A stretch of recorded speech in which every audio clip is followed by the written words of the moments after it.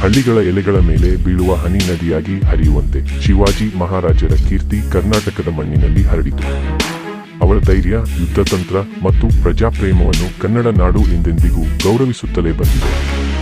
ಆರಂಭ ಒಂದು ಹಸಿರು ಕನಸು.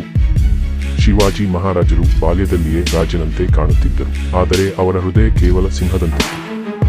ಜಿಜಾಬಾಯಿ ಅವರ ತಾಯಿಯ ಪ್ರಭಾವದಿಂದ ಅವರು ಧರ್ಮನೀತಿ, ಪ್ರಜಾಪ್ರೇಮ ಮತ್ತು ಕೀರ್ತಿ ಗಳಿಸಿದ ಯೋಧನಾಗಿ ಬೆಳೆಯಲು ಸಜ್ಜಾದರು.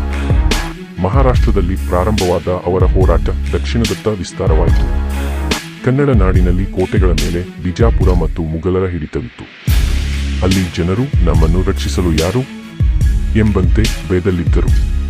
ಶಿವಾಜಿಯು ಈ ಸ್ಥಿತಿಯನ್ನು ನೋಡಲು ಸಾಧ್ಯವಿಲ್ಲ. ಅವರು ದಕ್ಷಿಣ ದಿಗ್ವಿಜಯವನ್ನು ಪ್ರಾರಂಭಿಸಿದರು. ಬೆಳವಾಡಿ ಕೋಟೆ ಶೂರರ ಸಮರಭೂಮಿ. ನೀನು ನನ್ನ ಹೃದಯದ ಬೆಳಕಾಗಿ ಉಳಿಯು. ಬೆಳವಾಡಿಯ ಜನರು ತಮ್ಮ ದೇವತೆಗೆ ಈ ಮಾತನ್ನು ಹೇಳಿದಂತೆ ಶಿವಾಜಿಯ ಮೇಲೂ ಅಪಾರ ಪ್ರೀತಿಯಿದ್ದರು. ಆದರೆ ಈ ಕೋಟೆಯ ಶೂರರ ಪ್ರಜ್ಞೆಯ ಮುನ್ನಡೆಯನ್ನು ತಡೆಯಲು ಸಾಧ್ಯವಾಗುತ್ತದೆಯಾ? ರಾಣಿ ಚೆನ್ನಮ್ಮ ಮತ್ತು ಅವರ ಸೇನೆಯು ಬಿಜಾಪುರದ ಸೈನ್ಯದ ವಿರುದ್ಧ ಹೋರಾಡುತ್ತಿದ್ದರು. ಶಿವಾಜಿ ಈ ಕೋಟೆಯನ್ನು ಗೆಲ್ಲಲು ಬಂದಾಗ ಚೆನ್ನಮ್ಮ ಅವರ ಬಲವನ್ನು ನೋಡಿದಾಗ ಶೌರ್ಯವನ್ನು ಶೌರ್ಯದಿಂದಲೇ ಜಯಿಸಬೇಕು ಎಂಬಂತೆ ತಂತ್ರ ಬದಲಿಸಿದರು.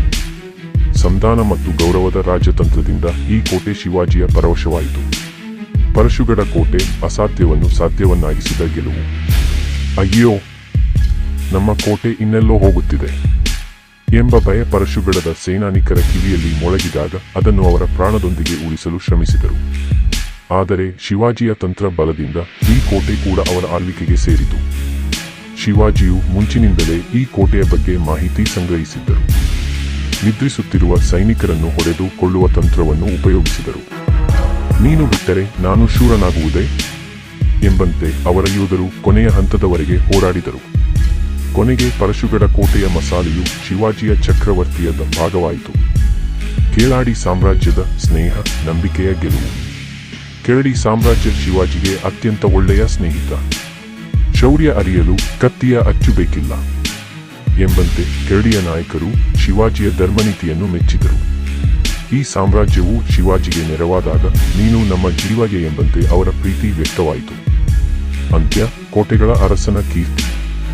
ಕೇವಲ ಯುದ್ಧ, ಕತ್ತಿ ಮತ್ತು ರಣಭೂಮಿಯ ರಕ್ತವೇ ಶಿವಾಜಿಯ ಜೀವನವಾಗಿರಲಿಲ್ಲ. ಅವರ ನಂಬಿಕೆ ಪ್ರಜೆಗಳ ಮೇಲೆ ಇತ್ತು.